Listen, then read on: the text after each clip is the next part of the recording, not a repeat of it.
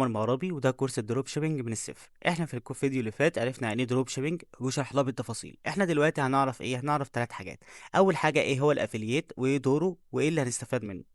تاني حاجه هنعرف ازاي بنختار المنتج الصح، المنتج اللي احنا هنعرف نبيعه ونعرف احنا بنبيعه لمين. تالت حاجة هنعرف ايه هي هنشتغل ازاي بقى على الفيسبوك، على الانستجرام وعلى التيك توك. احنا قلنا الافيليت لازم تشوف الفيديو اللي قبل كده عشان كل حاجة بتكمل حاجة. احنا عاملين الكورس ده زي طريق لغاية ما تعرف كل حاجة على الدروب شيبينج وتعتمد على نفسك بنسبة 100%. اول حاجة احنا قلنا دور الافيليت ان هو اللي بيوفر ايه المنتج، هو اللي بيشحن المنتج للعميل، وهو اللي بيسلمنا العمولة ايه بعد ما العميل بيستلم. واحنا دورنا اللي احنا بناخد المنتج دوت، بنسوقه، بنبعته للافيليت، نبعت له البيانات بتاعته، والعميل وايه والافيليت بيدينا ايه العمولة بتاعتنا. طب احنا دلوقتي هنخش في الشغل على طول. انا كل حاجة بعملها عايزك تعملها معايا. يعني انا دلوقتي هخش على الويب سايت، هتلاقي الويب سايت تحت مكتوب في اللينك، خش معايا وشوف الحاجة بعينك. ان انت الحاجات لما تطبقها في عينك هتثبت في دماغك على طول. يلا بينا نخش على الويب سايت، وكده كده هسيبه لك برده زي ما قلت لك في ايه في وصف الفيديو تحت. دي الويب سايت دوت. استنى بس نقفل كده ونسجل من جديد.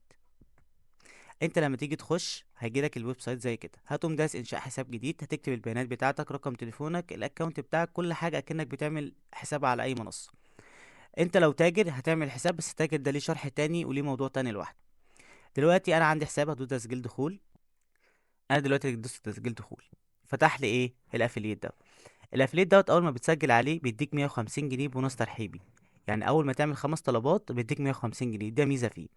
بس احنا دلوقتي مش هنركز على الحاجات دي دلوقتي. دي انت كده دخلت، بيديك كل حاجه، ادي اجمالي طلباتك لما تشتغل، الطلبات اللي وصلت للمرتجع والملغي، وده النوع اللي انت فيه، ودوت كل التفاصيل عندك. ودلوقتي ده الرصيد اللي قابل للسحب، احنا لسه ما عملناش اي فلوس، فايه هنشوف كل حاجه كده دلوقتي مع بعض.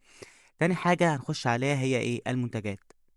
المنتجات هتلاقي كل حاجة فيها شرح بالتفاصيل. ادي مثلا دي شنطة لابتوب، شنطة الترند بشاحن. عامة انت دي المنتجات، اعمل سكرول دور، خش على منتج. لو في منتج انت ممكن تبقى عارف تبيعه احسن مني بنسبة مليون في المية. انت ممكن نوع محتوى بتعمل ريفيو عن الشنط، ما ممكن عندك شنطتين اهو، ممكن تجيب واحدة تعمل ريفيو عنها، الناس تخش عندك، انا جبتها من الصفحة الفلانية، تخش تطلبها من الافيليت وتبعتها له، اكنك ما بينهم في النص. احنا دلوقتي هنعمل سكيب لكل المنتجات. انت بعد كده خش على المنتجات، شوف اللي انت هتعرف تبيعه، ممكن تبيعه بعيد عن المنتج اللي انا اختاره.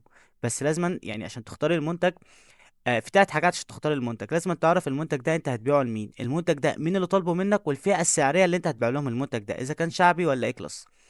تمام. احنا دلوقتي انا هختار المنتج ده، هختار المنتج العباية. ليه انا اختار العباية؟ اول حاجة احنا في موسم رمضان، كل سنة وانتم طيبين، كل الناس ممكن تشتري العباية دي مني دلوقتي. اكتر وقت في المواسم كلها اللي تشتري فيه العباية الوقت دوت، مفيش وقت تاني. ليه؟ في ناس هتصلي بيها العيد، وفي ناس هتلبسها في رمضان. طب انا دلوقتي يا عمر شفت العباية ديت، تعال نخش بقى للشرح. العباية ديت موجودة على الافيليت بكام؟ ب 365 جنيه. هنا بيقول لك انا هديها لك ب 365 جنيه، بس عايز تركز السعر ده من غير الشحن، من غير الشحن. هنا بيقول لك متوسط سعر في السوق ب 650 جنيه، احنا مش هنبيعها في متوسط سعر، احنا هنبيعها بسعر اقل شويه. احنا عايزين نبيع وعايزين نتعلم. دلوقتي العبايه دي خلاص انا اخترتها وهشتريها. احنا دلوقتي دي الصور اللي احنا ممكن نستخدمها. تمام. وانت كل حاجه بص، دي ايزي اوردر. ايزي اوردر دي صفحه هبوط، ممكن نشرحها بعدين. هتدوس تحميل الصور. لو انت عندك فكره، عندك صفحه هبوط اللي هو هي مثلا على ايزي اوردر او ايا كان، ممكن تربطها بالسيستم عادي. بس احنا دلوقتي هنبدا من الصفر، لان احنا ما عندناش اي حاجه غير الحاجات اللي احنا نشرحها على الفيسبوك وانستجرام، وعامه الصفحات. دي الصور بتاعتها. احنا لو عايزين نحمل الصور هندوس هنا، حملنا الصور. ده هنا كل الشرح بتاعها. عايزك برضو تخش عشان انا مش هقرا لك، يعني مش هقرا كل ده عشان وقت الفيديو. انت خش اقرا وشوف هتعمل ايه. انت دلوقتي خلاص انا استقريت يا عمر، خدت الصور ديت، وبعد كده هقول لك يعني ما بعد انا هاخد الصور دي هعمل بيها ايه. انا بس بديك بريف عن اللي احنا هنعمله. قال لك بيع هذا المنتج، هتقوم دايس كده. دلوقتي بيقول لك ان المنتج ده ب 365 جنيه. عندك المقاسات اهي، بيقول لك عندك مقاس 60، ده مناسب للطول من 175 ووزن 85 كيلو، وال 2 اكس، يبقى عندك اكس لارج و2 اكس. عندك الالوان، عندك ابيض واسود ورمادي، دي الالوان ودي التفاصيل عندها، اكنك بتعمل اوردر لنفسك، اكنك بتطلب اوردر لنفسك. دلوقتي هنا بيقول لك ان ده سعرها زي ما اتفقنا 365 جنيه، وفي مصاريف شحن 70 جنيه. هو السيستم دوت عامل الشحن في كل في مصر 70 جنيه. طب انا دلوقتي هحط 365 و70، تعتبر ان انا هبيع العبايه دي ب 500 جنيه. تمام. انا بعتها خلاص ب 500 جنيه. دي بيانات العميل. لو حطيت بيانات، اي بيانات، تمام، وخلاص انا هبيع للعميل دوت، اخترت محافظه مثلا الشرقيه، وحطيت اي رقم تليفون، ده تجربه بس، يعني اي رقم تليفون كده، وحطيت اي عنوان بالتفصيل، يعني مثلا 5 شارع محمد، تمام، وبدات اضيف اي كل دوت، هتقوم عامل ايه؟ هيجي لك هنا كل التفاصيل. مصاريف الشحن الشرقية 70 جنيه، كده حط لك ايه مصاريف الشحن الشرقية، هتقوم دايس ايه اضافة العباية. هنا قال لك بص يا معلم، انت قلت ان انت هتبيعها ب 500 جنيه، ومصاريف الشحن 70 جنيه، فالعباية دي هتوصل للعميل بتاعك ب 570 جنيه. فانت دلوقتي انا عميل دخلت، والله يا عمر انا عايز اشتري العباية ديت بكام؟ العباية دي مثلا ب 570 جنيه والشحن مجاني. طب خلاص تمام انا هشتريها. بتيجي تاخد البيانات بتاعته تكتبها مكان البيانات ديت وتقوم دايس تأكيد الطلب. هم بس خلاص انت دورك هنا انتهى. هم هياخدوا الطلب ده يكلموا العميل يقول له انت طالب عباية من صفحة كذا كذا كذا، الاوردر هيجي لك مثلا في خلال يومين، في خلال 3، على حسب كل محافظة والوقت بتاعها. تأكيد الطلب. طب بص يا عمر والله انا شايف ان العباية انت دلوقتي خلاص شايف ان الربح بتاعك هتباع 500 جنيه و70، يبقى 570 جنيه. هنا بيقول لك صافي ربحك كام؟ 135 جنيه على كل طلب. ان انت بقيت 10 عملت 10 طلبات هتاخد 1350 جنيه. طيب انا شايف يا عمر، لا والله بص شايف ان ال 135 جنيه دي كتير، ممكن اقول انا هبيع العربايه دي ب 450 جنيه. لما تدوس كده، معلش هدوس كده ايه طلبين، هنحسب واحد. هنا قال لك انت الصافي الربح بتاعك 85 جنيه. خلاص انا شايف ان 85 جنيه مناسب ليا، هقوم قايل للعاملين انها 520 جنيه. عايز اقلل في السعر، بس انت ما تقللش في السعر قوي عشان ما الناس ما تحسش اللي انت بتبيع حاجه وخلاص. انت العبايه دي في حاجه اسمها معاينه قبل الاستلام. يعني انت العميل بتاعك بيقول لك طب انا ايش ضمني العبايه دي هتيجي كويسه؟ هتقول له والله بص انا عامل لك معاينه قبل الاستلام، المنتج عجبك خده، ما عجبكش خلاص ما تاخدوش. ودي الميزه اللي انت ما بتشيلش هم اي حاجه خالص. خلاص اتفقنا، انت بتحط هامش الربح المناسب ليك، ودي جزء من التسعير. انت بتشوف مثلا السوق كله بيبيع العبايه بكام، لقيت الناس كلها والله بتبيع العبايه اتوسط اسعارها من 450 جنيه ل 500 جنيه، انا هبيع في المتوسط ده، عشان ولا تكون اغلى ولا تكون ارخص قوي. لما تكون ارخص ممكن تبقى ارخص ب 10 20 جنيه واقدم كواليتي نظيفه. فاهم العميل ان في معاينه قبل الاستلام، لما تستلمها شوفها براحتك، وعندي مقاسات وعندي استبدال وعندي استرجاع، وهكذا. بعد كده خلاص احنا وصلنا، احنا عملنا طلب وكل حاجة، عملنا تأكيد الطلب. بعد كده مثلا خلاص هتكمل البيانات ديت. والله العميل هتلاقي هنا الطلبات بتاعتك، هنا الطلبات بتاعتك، الصفحة بتاعتك اهي. انا عملت الطلب، انا ما عملتش طلب دلوقتي، فالطلب هيظهر لي هنا. هنا اجمالي العمولة مثلا على كل الطلبات، قال لي مثلا الطلبات النشطة دي اللي خلاص هتبدأ تشتغل. قال لك الاجمالي المبيعات بتاعتك ونسبة التسليم كام في المية، عندك ملغي قد ايه، عميل قال لك خلاص مش عايز اشتري. المرتجع، في عميل رجع الاوردر بتاعك قال لك انا مش هستلمه. المتسلم ده اللي بتاخد عليه عمولة، عشان بالمناسبة عشان انت ممكن هنا تلاقي هنا الطلبات 200 وهتلاقي هنا المتسلم 150، فانت بتاخد حق ال 150 جنيه عشان الغالب هيكون الباقي مرتجع او ملغي. هيكون ليها اسباب كتير المرتجع والملغي. تمام كده سلمت كل حاجة، هيبقى إجمالي العمولة بتاعتك. والله أنا دلوقتي عايز بقى حاجات أكتر. هتلاقي التحليل، دي الصفحة بتاعتك كلها، قالك المبيعات، وهنا كل ما بتعلى بالرانك بتاعك كل ما بتاخد بونص أكتر. هنا التحليل بتاعك، هنا بيقولك مثلا أنت عملت كام عمولة مثلا النهاردة وبكرة، الحاجات دي هتشوفها في الداشبورد بقى إيه لما تبدأ تشتغل. والله يا عمر بص عندي مشكلة عايز أكلم الدعم الفني. أهو بتسيب التيكت، استفسارات، الدفع، محافظ، أيا كان، وتسيب التيكت بتاعتك وتعمل لهم إرسال، أو ممكن تكلمهم على الواتساب على طول. طيب انا دلوقتي يا عمر خلاص، طب انا هاخد فلوس ازاي؟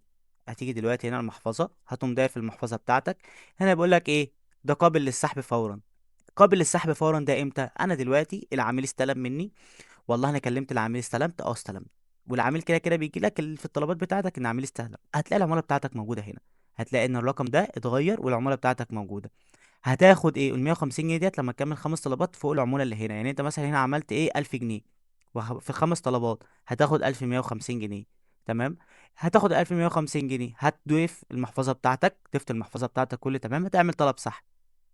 طلب سحب ده غالبا بيكون نفس اليوم، بعدها بساعتين 3 هتلاقي ال 1150 جنيه، ال 2000، ال 3000. كل ما تكونوا اشطر وكل ما تبيعوا منتجات اكتر، كل ما ايه ما الطلب هيزيد، يعني كل ما العموله بتاعتك هتزيد. ده مثلا المخزون من كل حاجه. انت دلوقتي بقى ده مش ديت المخزون ده مثلا ايه؟ لما انت تبقى عايز برايفت ستوك. يعني انا دلوقتي والله انا كان في واحد كلمني قال لي انا عاوز منك 50 عبايه، عايز 100 عبايه. وانا دخلت على السيستم لقيت الستوك 60 عبايه بس. اقوم داخل اول حاجه انت هتكلمك كلم الدعم عشان ممكن يبقى فيك فرصه ان انت تقلل السعر، ان ممكن يدخلك في حته الجمله شويه. دي حاجه تريكه محدش يقولك عليها، بس انت مثلا لما اول ما يجيلك كميه خش كلم الدعم. والله انا في مثلا تاجر عايز مني 50 قطعه وممكن ياخد تاني، ما ينفعش نقلل السعر بحيث ان انا اكسب عمولتي وتقلل السعر، تتفق على التاجر على السعر والسعر القليل اللي هتاخده من السيستم، وانت تكسب الفرق بين الاتنين. يعني فاهم، تكسب من الافiliate فرق الزياده ومن التاجر فرق الزياده. احنا خلاص كده الطلبات بتاعتنا وكده كل المنتجات بتاعتنا شرحناها. وهتلاقي هنا في الطلبات لما تبدأ يبقى هتلاقي المنتجات الحاجات بتاعتك هنا الداشبورد، هتلاقي مثلا هنا طلب. الطلب مثلا باسم احمد، احمد دوت ساكن في المنطقه الفلانيه. الطلب بتاعه هيجي له امتى، استلم ولا ما استلمش. دي الصفحه الرئيسيه فيها كل التفاصيل كده، احنا شرحنا الافiliate كله. وزي ما قلت لك انت بتخش على المنتجات بتشوف اللي انت عايزه. تمام تمام. تعالى بقى نرجع هنا. نرجع هنا وهقول لك انا ليه اخترت ايه ان احنا نبدأ على المنتج ده. بص يا سيدي، انت لما تختار منتج لازم أن يبقى متوفر فيه 3 حاجات: المنتج ده عليه الطلب، الخامة بتاعته كويسة، السعر مطلوب هيكون ترند. طب انا شايف ان المنتج ده مناسب في الفترة دي. ممكن انت يبقى في منتج تاني شايفه مناسب اكتر، في منتج تالت شايفه مناسب اكتر. بس احنا دلوقتي لما تكون بتتعلم حاجة ما ينفعش تتعلم على كل المنتجات. احنا دلوقتي ده منتج فاشون، بس المنتج فاشون الناس مش بتركز ايه اللي هو ايه. الجاكيت مثلا لو جلد هيقول لك انا عايز الجلد طبيعي، لا دي عباية عادية ممكن يلاقيها في كذا مكان، هتكون من نفس الجودة ونفس الكواليتي. بعد كده لما تبدأ تبيع العباية تعرف تتكلم مع العملاء ازاي، تعرف تبيع ازاي، تعرف تعمل صفحة. بعد كده اختار المنتجات اللي انت عاوزها. بعد كده هنبدأ هتلاقي مثلا على شرح على القناة هاجي اقول لك مثلا ازاي تختار المنتج بتاعك الصح. فانا اخترت المنتج دوت بناء على 3 حاجات. زي ما قلت لك المنتج ده ترند عشان احنا في رمضان، المنتج دوت مطلوب في السوق ان احنا في الموسم بتاعه، والمنتج دوت كل الفئات العمريه محتاجاه من اول ال 18 سنه لغايه ال 50 سنه.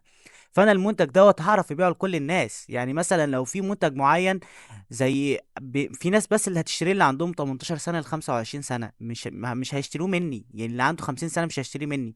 فده مثلا ممكن تقيس على كل المنتجات. عايز تبيع ادوات منزليه، ادوات منزليه مين اللي هيشتريها منك؟ الناس اللي بتبقى قاعده في المطبخ. انت مثلا لو بنت بتعملي محتوى عن الميك اب هتلاقي في افيليت بتعمل حاجات عن الميك اب، عن الكوزماتكس، عن كل حاجه هتلاقيها موجوده. فاحنا دلوقتي بنختار المنتج اللي هنعرف نبيعه في الفتره دي، او في الفتره دي انا هعمل عليه اعلان، هعمل عليه تسويق من المحتوى، اعرف هعمله لمين وهبيعه لفين. تمام. احنا هنبدا على ال3 حاجات ديت يعني ان شاء الله عشان بس وقت الفيديو.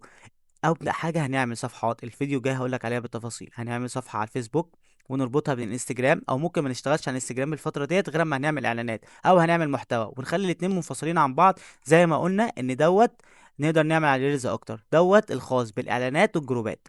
بعد كده المحتوى على التيك توك. انت اصلا ممكن يكون عندك جلابيه شبيهه لديت او نفس الجلابيه ديت، او ممكن تطلبها من الافيليت.